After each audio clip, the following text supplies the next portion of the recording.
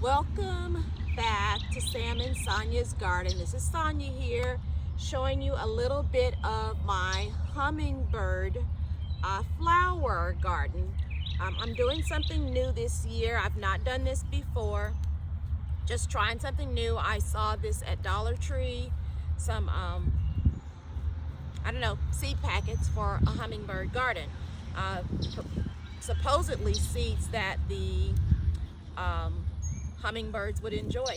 So what I've done is I just found a little patch of my yard, right in front of my garden, right outside of my kitchen window, so that I could observe the hummingbirds when they came. I'm pulling grass as I'm talking. And I just did what the New Orleans gardener suggested we do when we start new patches. Just take the shovel. I just took my shovel and flipped the ground upside down. That's all I did. Just went through here, started about here and went that way and flipped the ground upside down just to turn over the grass and kill the grass. And I planted these seeds in the underside of the soil. So the grass was on the bottom, bare soil on the top. I sprinkled these seeds on, and let me show you what happened. Now this echinacea here is a transplant from my garden. When I first started my garden, I put echinacea in the middle of my garden. Well, it wasn't in the middle of my garden back then because I only had garden beds.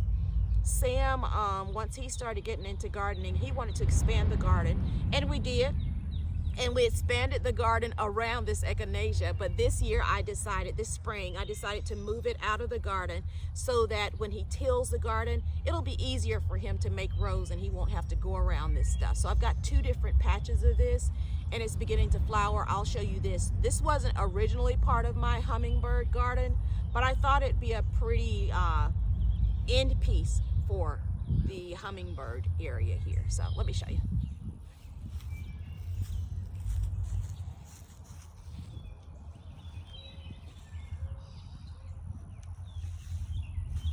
Alrighty. Okay, so if you see here, I'm already beginning to get blooms from my echinacea. I've not used it medicinally yet. I plan to use it medicinally. I've not used my own medicinally. I've bought echinacea before, root and flower and stems, just not used my own. But I didn't want to mess with mine until it got really established. And now that I've moved it, I really don't want to mess with it yet. Because I want it to have a really strong root system. And since I've already moved it, I don't want to mess with it right now. Let it establish itself again, because those 2-3 years it's been out in the garden, it was established. But anyways, and I've got all kinds of little flowers growing down in here. Have no idea what they are. I'm pretty sure this is a zinnia, because I do grow zinnias pretty frequently. Don't know what this other stuff is. I do know that this is grass, but I'll get that out later. The sun is getting me right now, but I'm going to take you on down and let you see the other hummingbird bed, because I've got two. Again, there are the echinacea that I removed from the garden. Aren't they pretty? Aren't they pretty? Now this snuck in here. I didn't know this was in here. Let's make sure I don't hurt myself. But this is that sow thistle, I think. It's supposed to be medicinal, but I'll deal with that some other time. Right now, I don't want that growing in my garden. Not in my flower garden. But anyways, here goes. Here is the hummingbird flower bed. Isn't that pretty? And again, I really don't know what all these flowers are. I do see grass that I need to get out of there, and I will. Maybe I was thinking about covering the ground with leaves where the flowers aren't growing. And but I don't want to worry. I don't want to say waste, but I don't want to use those leaves that I get from other people. It's hard to come by. I don't want to use those leaves, which are so valuable in the garden, on flowers. I rather use that to mulch food items, you know, and keep down grass in the food items, because the flowers just really, they're pretty, but they're not really that important to me. Anyways, this is my flower bed. And I want to say this too. I've been trying to grow nasturtium, and I think that's nasturtium, since I've started gardening here. And I'm thinking nasturtium, I don't know how you say that. I'm just thinking that it doesn't enjoy this soil. Look up there. There's another one here. I think it just doesn't enjoy this soil. Now these are looking a little bit better. But there's my train. But I'm thinking they just don't like this soil. Get rid of this weed. But anyways, they're growing and we'll see what happens. Again, I've not had very much success with my nasturtium before, but who knows? Maybe this is the time that God says, hey, you get a nasturtium. And I'll take it. Okay, so I'll show you this also. You already see that my garlic is doing what it's doing here. Looking great. Got the little boogies hanging out on it.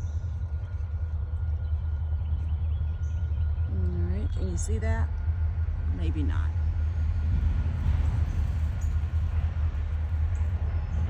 Oh, I can't see it in the camera either, so maybe I won't show you that.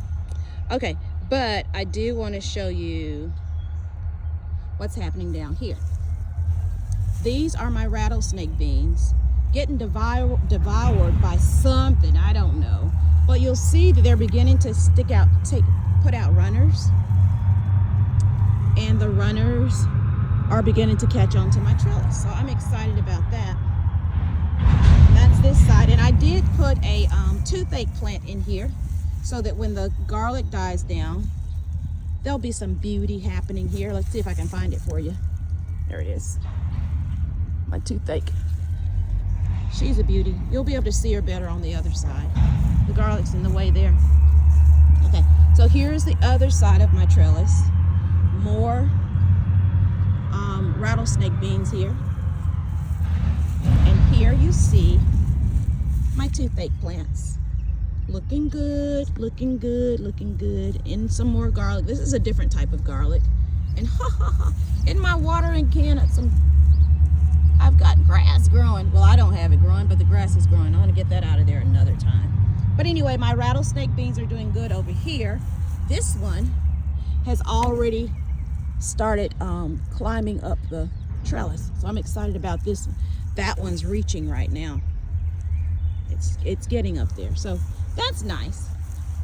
All right, so I'm going to show you some really pretty toothache plants that I've got planted in a planter at the front door, and it looks absolutely beautiful. I sat it outside because it's raining out here. Well, it has been raining today, and it will rain later, more later. Isn't that pretty? And this is the little toothache bud that comes up, and it really does numb your mouth. Not only does the bud numb your mouth, but this does too. I wouldn't suggest putting that in your mouth. I'm not telling anyone to put that in their mouth. And here's my other planter.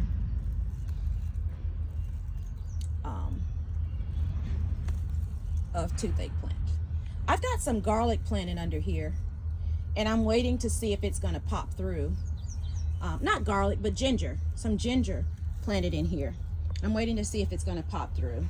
So I want to show you some ginger that I have planted and that did pop through. So let me go back around to the greenhouse and I'll show you that. Okay. Around at the greenhouse. I'd given up on this ginger. I didn't think it was going to do anything. And what do you know? She said, yeah, Mom. I'll be a ginger for you. And she did. She's giving me some little ginger. So I'm excited about that. We'll see what becomes of it, if any more will pop through. But it took quite a while, quite some weeks, before I saw any movement. Oh no, I had an anjo pear in here. And it was just a seedling. They look terrible. I think it just damped off. This is also the same thing. They look terrible. Maybe I need to, yeah. Maybe I need to, I heard that chamomile, a tea of chamomile guards against damping off. Also, I could sprinkle some vermiculite on it, on the top of the soil. So we'll see. Anyways, I'm trying to just grow seeds there and see what happens. Produce seeds and see what happens. It might not. I don't know. It won't hurt to try. Just like that came from the produce department, my ginger here, and it's doing great. So I'm looking forward to harvesting some ginger this year. I decided to do it in pots because I've not had any success growing ginger.